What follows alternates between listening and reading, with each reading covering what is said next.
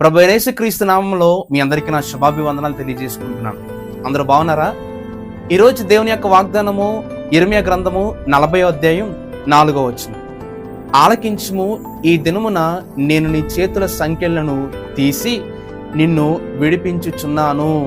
ఈ ఉదయకాల సమయంలో దేవుడు మీ అందరికి ఒక చక్కని వాగ్దానాన్ని ఇస్తున్నాడు. మీ చేతులకున్నటువంటి సంకెళ్ళని నేను తీసివేస్తానని చెప్పేసి.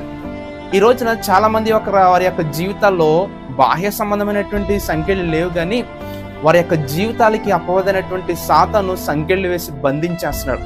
వారి యొక్క హృదయాలకి, వారి యొక్క ఆలోచనలు అన్నింటినీ కూడా అపవాదైనటువంటి సాతాను చేతులకు సంఖ్యలు వేస్తున్నట్లు వారి యొక్క హృదయాలకు, ఆలోచనలు అన్నింటినీ కూడా సంఖ్యలు వేసేస్తున్న కారణాన్ని బట్టి ఈరోజు ఎంతో మంది జీవితాలు అపవాది చేతుల్లో బందీలు అయిపోతున్నాయి.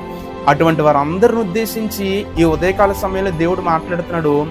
నీ జీవితానికి ఉన్నటువంటి ప్రతి సంఖ్యలను నేను విడిపిస్తానని చెప్పేసాను. ఒకవేళ ఏ సందర్భంలో, ఏ విషయాల్లో పాపపు బంధకాల్లో బందీ అయిపోయి ఈ పాపపు సంఖ్యలను నువ్వు తీసుకోలేనటువంటి పరిస్థితుల్లో నువ్వు ఉన్నట్లయితే కనుక దేవుడు స్పష్టంగా ఈ యొక్క ఉదయకాల సమయంలో నీకు ఒక వాగ్దానం ఇస్తున్నాడు. నేను నిన్ను విడిపిస్తానని చెప్పేసి. బైబిల్ గ్రంథంలో రూతు జీవితాన్ని ఒకసారి మనం పరిశీలన చేస్తే, రూతుకి ఒక నూతన జీవితాన్ని ఇవ్వడానికి, తనకున్నటువంటి ఆ యొక్క బందీలో నుంచి విడిపించడానికి ఎవరైనా సమర్థుడు కలిగినటువంటి వారు ఎవరైనా ఉన్నారా అని చెప్పేసి చూస్తే, ఎవరో లేనటువంటి పరిస్థితుల్లో బోయాజు వచ్చి రూతుని విడిపించి రూతుకు ఒక నూతన జీవితాన్ని ఇచ్చినటువంటి సందర్భాలన్నీ కూడా రూతు జీవితంలో మనం చూస్తాం. ఈ ఉదయకాల సమయంలో నిన్ను విడిపించేవారు నీ జీవితంలో ఎవరు లేనట్లయితే కనుక, నీకున్నటువంటి పాప బంధకాల్లో నుంచి నిన్ను విడిపించేవారు ఎవరో లేకపోతే కనుక దేవుడు స్పష్టంగా నీతోనే మాట్లాడుతున్నాడు.